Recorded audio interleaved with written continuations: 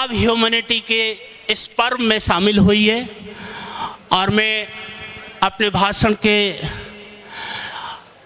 अंत में ख़त्म करने से पूर्व एक गीत है, आप लोगों को सुना देता हूँ। 2 लाइन है। की कसम जमुना की कसम ये ताना बाना बदलेगा, गंगा की कसम जमुना की कसम ये ताना बाना बदलेगा। ओ हो तू खुद तो बदल, तू खुद तो बदल, ये सारा जमाना बदलेगा। गंगा की कसम जमुना की कसम ताना बाना बदलेगा। जय साहिब की। एक बार जोर से आवाज देना। ओम दास जी महाराज की, सांगलपति महाराज की, की।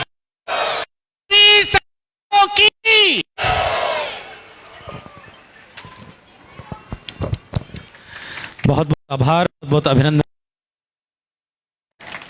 अब कार्यक्रम भी व्यवस्थित हो चला है, प्रकृति भी व्यवस्थित हो चली है। एक जो बवंडर, उस बवंडर ने हम सबको यही संदेश दिया कि श्रेष्ठ संकल्पों के साथ आगे बढ़ेंगे तो न जाने ऐसे कितने बवंडर आपको उन संकल्पों की दिशा से भ्रमित करने का प्रयास करेंगे, लेकिन फिर भी हम सब लोग बिना विचलित हुए उसमें टिके रहें। यही श्रेष्ठ मानवता का परिचय होता है। किसी काम को प्रारंभ करें, उसे पूर्णाहुति तक पहुंचाएं, यह संकल्प ही हमें औरों से अलग बनाता है, श्रेष्ठ इंसान बनाता है। उद्बोधन की श्रृंखला में अगला नाम मैं जिनका उच्चारित कर रहा हूं वे हनुमान सिंह जी हैं। अजमेर से आते हैं, शिक्षा विभाग में बड़े पद पर रहे, सेवानिवृत्त हुए और बाबा साहब भीमराव अंबेडकर अनेक पुस्तकों का आपने निर्माण किया। लगभग 21 पुस्तकें उन्होंने लिखी हैं। अब भी अनवरत रूप से उनके अध्ययन, अध्यापन और साथ साथ में वैचारिकी के लिए प्रयासरत हैं। जोरदार तालियों के साथ में स्वागत करिए हनुमान सिंह जी का। वे आएं और आकर के अपना उद्बोधन हम सबके सम्मुख रखें। माननीय हनुमान सिंह जी भाई साहब। परम पूज्य ओमदास जी महाराज, अन्य संत प्रवर सभी के चरणों में मैं अपना प्रणाम निवेदन करता हूं। बहन माया जी बजाड़, बत्तीलाल जी, आदरणीय अशोक सिंह जी और इस जन चेतना संदेश की कार्यक्रम में पधारे हुए सभी भाइयों और बहनों।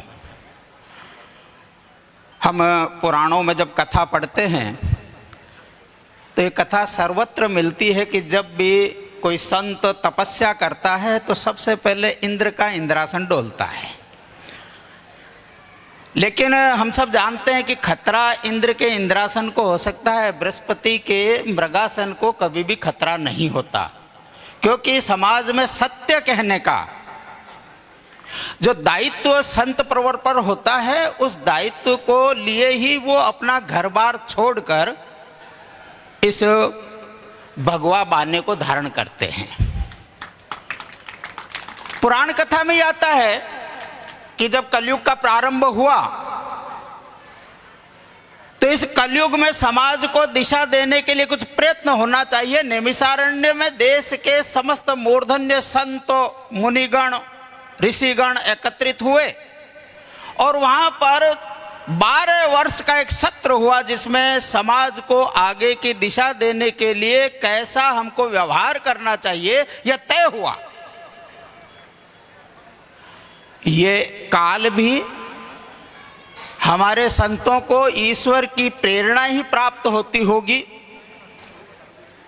उनका जो हृदय है वो द्रवित होता है समाज की दशा देखकर, और इसलिए दिशा देने का अपना उत्तरदायित्व पूरा करने के लिए वो अपने मठ, मंदिर, आश्रम उन सब को छोड़कर, सामान्य अपेक्षा ये रहती है कि हम अपनी आवश्यकता के लिए उस मंदिर, मठ, धूणी पर जाते हैं, लेकिन कभी कभी ऐसे संत कृपा करके और हम सब लोगों को मार्गदर्शन करने के लिए भी आते हैं।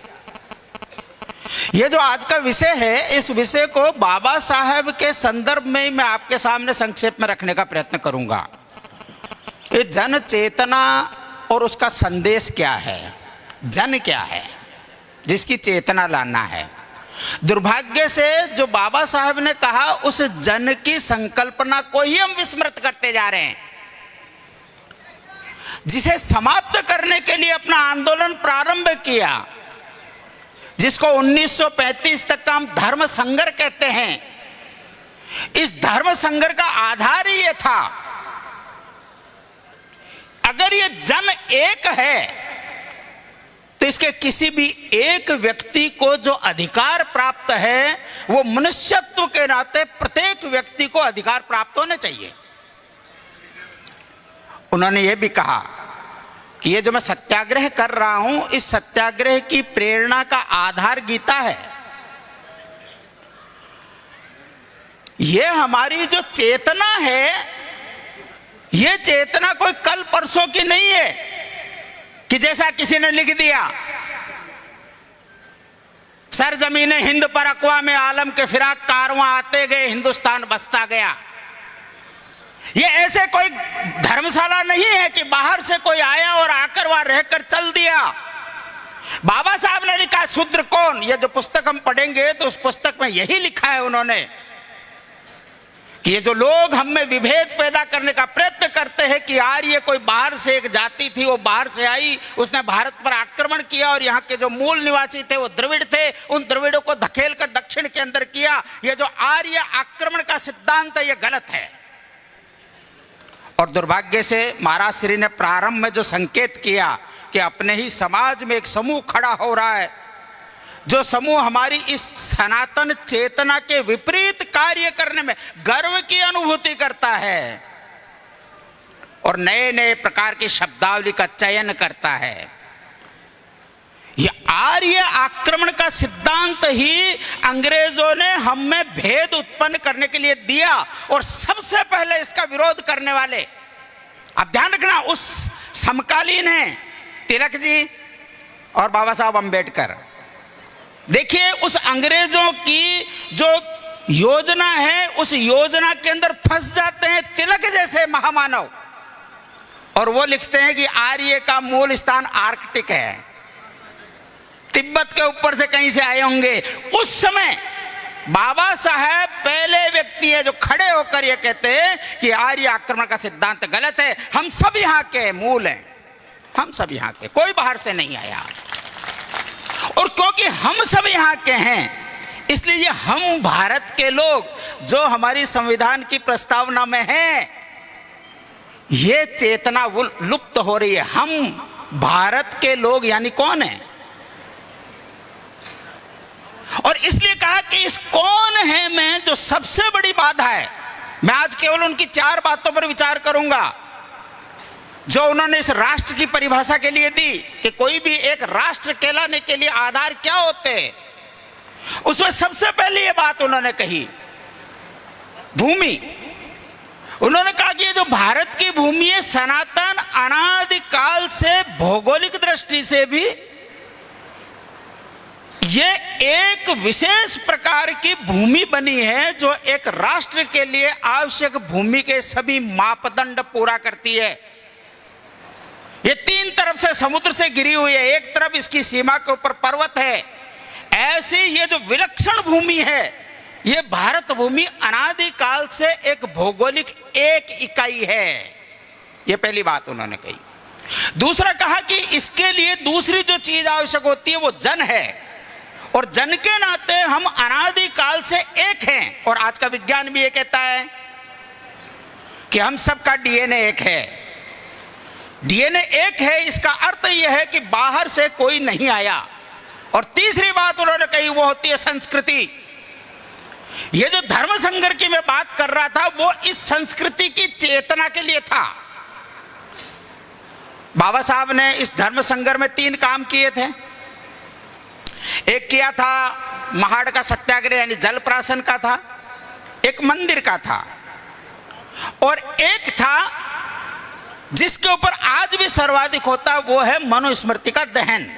हम इन तीनों बातों को समझना चाहिए। उसमें सबसे पहले मैं आपको बताता हूं मनुस्मृति। उन्होंने रिडल्स ऑफ हिंदुइज्म ये जो किताब लिखी है, इस किताब में पुराणों से, वेद से, उपनिषदों से ऐसे बहुत से श्लोक संदर्भ दिए हैं और उनकी आलोचना की है। जो पढ़ते हैं वो केवल उसको पढ़ते हैं, लेकिन अगर उसका संदर्भ बाकी जगह से लेंगे तो उनसे तुरंत पहले वो स्वामी दयानंद सरस्वती हुए हैं। स्वामी दयानंद सरस्वती ने भी एक पुस्तक लिखी है, सत्यार्थ प्रकाश। उस सत्यार्थ प्रकाश का एक पूरा समुल्लास, एक पूरा अध्याय पुराणों की आलोचना पर है। उससे पहले कबीर और हुए हैं, सबने और यही बात कही है। जितने संत हुए उस काल के अंदर यही बात कही है। समाज में जब कोई दीर्घकालिक समाज होता है, आजकल के समाज नहीं है हम, विश्व में सबसे प्राचीन सभ्यताओं में से आज अगर जीवित कोई दो सभ्यताएं हैं तो वह भारत और चीन। चीन भी उस प्राचीन सभ्यता का अनुगमन करने वाला नहीं है, क्योंकि कम्युनिस्ट हो गया, और कम्युनिस्ट तो धर्म को मानते ही नहीं, इसलिए केवल मात्र भारत बसता है। ऐसा जो प्राचीन राष्ट्र होता है उसके समाज में समय समय पर अगर ठीक प्रकार से परिवर्तन नहीं किया जाता, उस पर विश्लेषण नहीं किया जाता, तो जो निहित स्वार्थी लोग होते हैं वो अपनी तरफ से अपने हित को पूर्ण करने के लिए कुछ बातें जोड़ देते हैं। उसको कहते हैं प्रक्षिप्त अंश। ये जितने उन्होंने श्लोक लिखे मैंने उनको पढ़ा है और मूल से देखा और बाकी से उसकी तुलना की है। मैं केवल एक उदाहरण दूंगा, आपको समझ में आ जाएगा। आजकल सर्वाधिक जो चलता है और अभी और बिहार से लेकर और पूरा का पूरा जिस पर चला, ढोल गवार शूद्र पशु नारी, ये एक चौपाई है। इस चौपाई पर मैंने जो गीता प्रेस है उससे रामचरितमानस की चौपाइयों की व्याख्या पर 6 ग्रंथ हैं। मानस पीयूष और 6 ग्रंथ हैं मानस गूढ़ार्थ चंद्रिका, ऐसे 12 ग्रंथ हैं, बड़े बड़े ग्रंथ हैं। उन 12 ग्रंथ में से एक भी ग्रंथ ऐसा नहीं है जिसमें इस चौपाई की वो व्याख्या की जाती हो जिस व्याख्या को लेकर समाज को तोड़ने वाले लोग बोलते हैं। और ये केवल एक चौपाई की बात नहीं कह रहा हूं मैं, ये जितने भी धर्म ग्रंथों में प्रक्षिप्त यानी बाद में निहित स्वार्थी लोगों ने अपनी तरफ से जोड़ दिया, क्योंकि उस समय प्रेस नहीं होती थी, छापा खाना नहीं होता था, प्रत्येक व्यक्ति अपनी पुस्तक को हस्तलेख से वापस उतारता था। उतारते समय उसके दिमाग में कुछ बात आई, एक अपनी तरफ से श्लोक जोड़ देता था। ये सब प्रक्षिप्त अंश हैं जो इनके अंदर जोड़े गए हैं। सबसे पहले इन प्रक्षिप्त अंशों की ओर ध्यान दिलाने वाले इस वर्तमान समय में बाबा साहब अम्बेडकर हैं, और उसी दृष्टि से पढ़ना चाहिए हमको। उससे तिलमिलाने की जरूरत नहीं है। जो सनातनी हिंदू होता है वो जो रीडल्स ऑफ हिंदुइज्म पढ़ता है तो वो एकदम तिलमिला जाता है, हमारे भगवान के लिए ये कह दिया, हमारे लिए ये कह दिया। ये हमारे यहाँ पर शास्त्रार्थ की प्राचीन काल से परंपरा है। ये उपासना पद्धति पर टीका टिप्पणी की जा सकती है, धर्म पर नहीं। यही बाबा साहब ने कहा, धर्म सनातन होता है, धर्म की आवश्यकता समाज को जोड़ने के लिए होती है, धर्म की आवश्यकता व्यक्ति के लिए नहीं है, धर्म समाज के लिए। और इसलिए धर्म की जो परिभाषा है वो परिभाषा यही कहती है, धार्यति धर्म इत्याहु धर्मो धार्यति प्रजा, जिससे प्रजा का धारण होता है वो धर्म है। इसलिए धर्म की परिभाषा को गलत करने का जो प्रयत्न आजकल होता है, ये प्रयत्न केवल भारत से नहीं है, ये विदेश से पूरा हार्वर्ड की यूनिवर्सिटी लगी हुई है इसके पीछे। अभी मैं उदाहरण दूंगा, आपको समझ में आएगा वर्तमान काल के। बाबा साहब ने ये कहा कि हमको इन चीजों को छोड़ना चाहिए, उसको उन्होंने नाम दिया ब्राह्मणवाद। ब्राह्मण विरोध नहीं, ये बार बार कहा उन्होंने।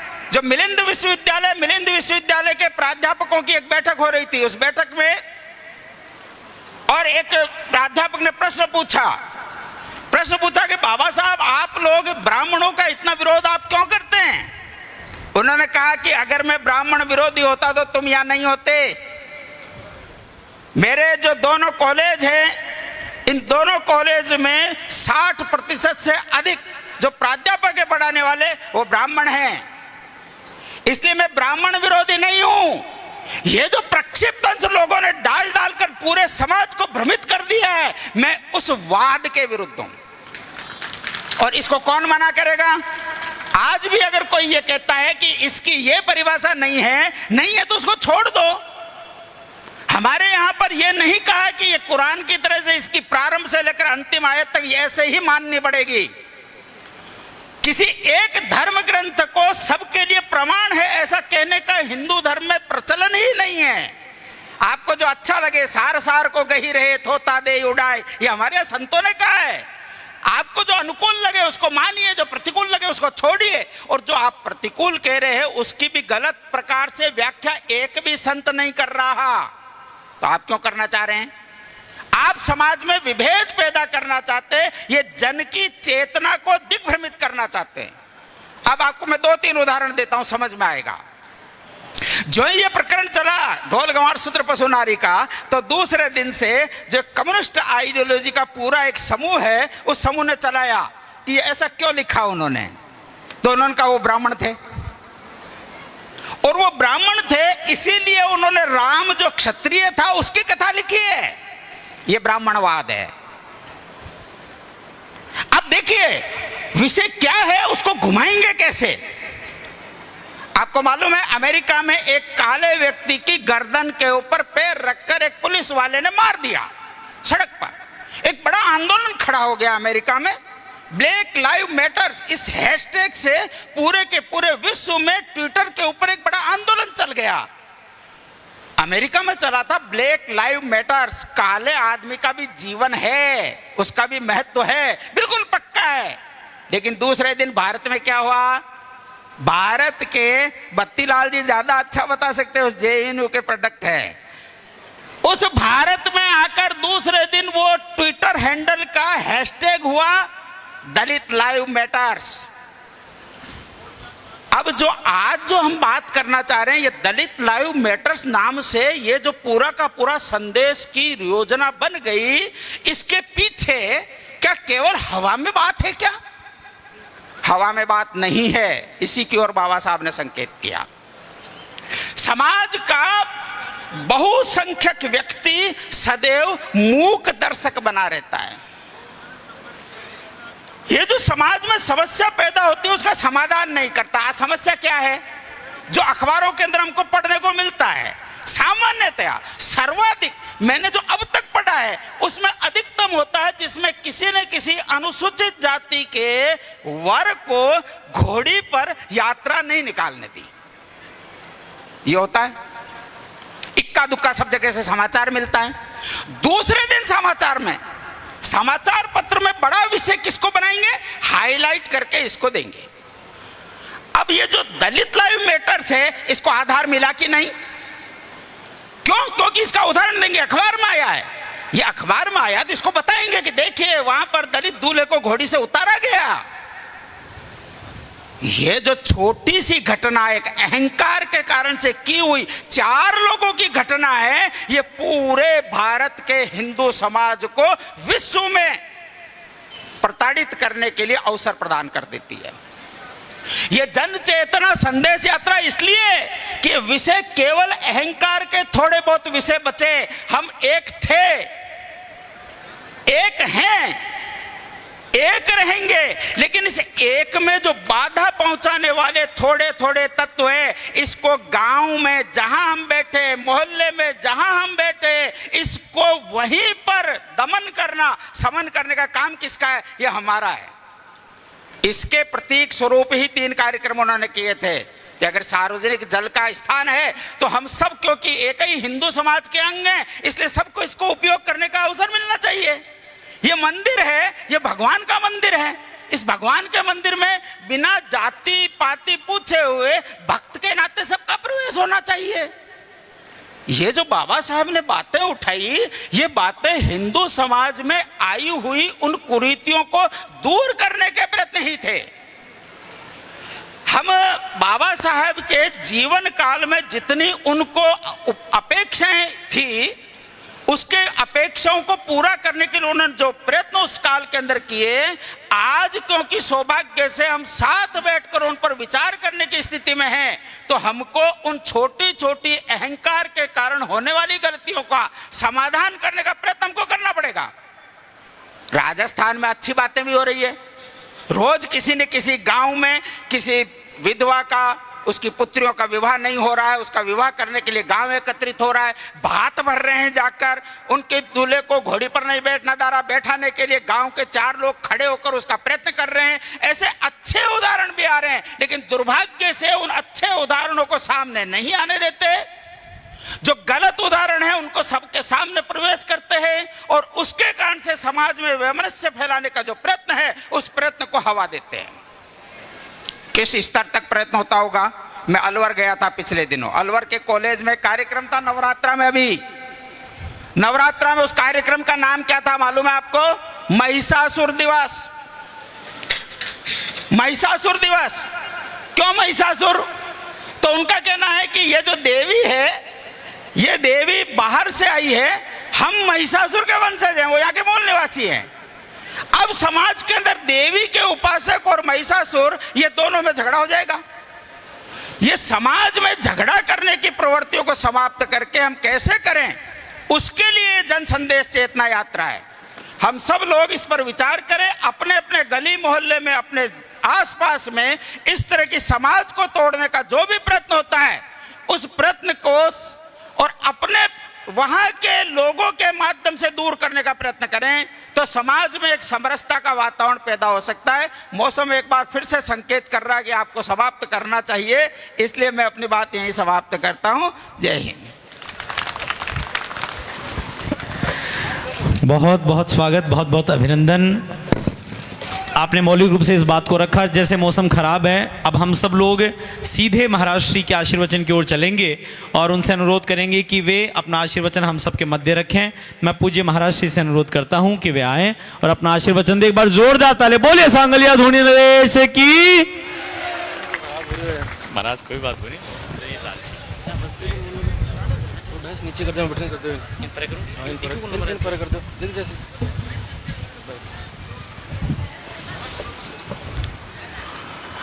झुंझुनों की इस पावन धरा पे पधारे सभी आत्मजनों को जय साहिब की, जय संविधान, जय भीम, जय श्री राम।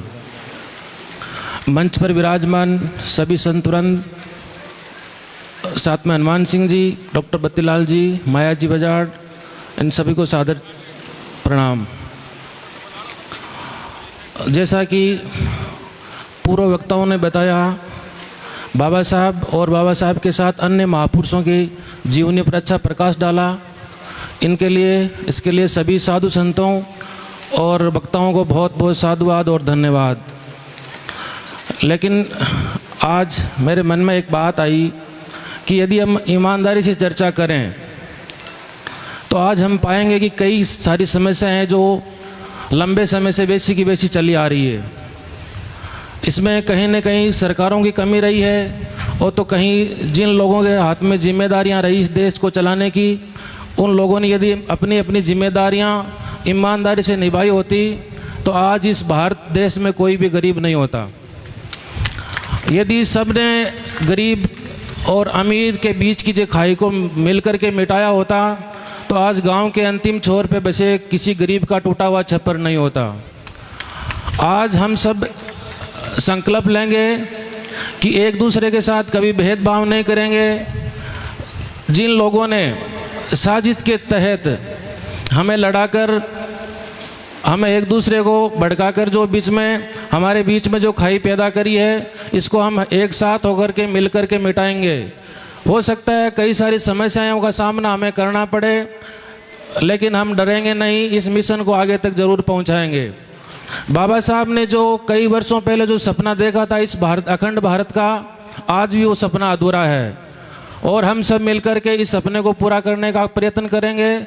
समय का अभाव है, मौसम भी थोड़ा समय साथ नहीं दे रहा है, इसके लिए मैं अपनी वाणी को यहीं विराम करता हूँ और आगे जब कार्यक्रम कहीं होगा तो अपन इस विषय पे विस्तृत रूप से चर्चा करेंगे। जय साहिब की, जय भारत।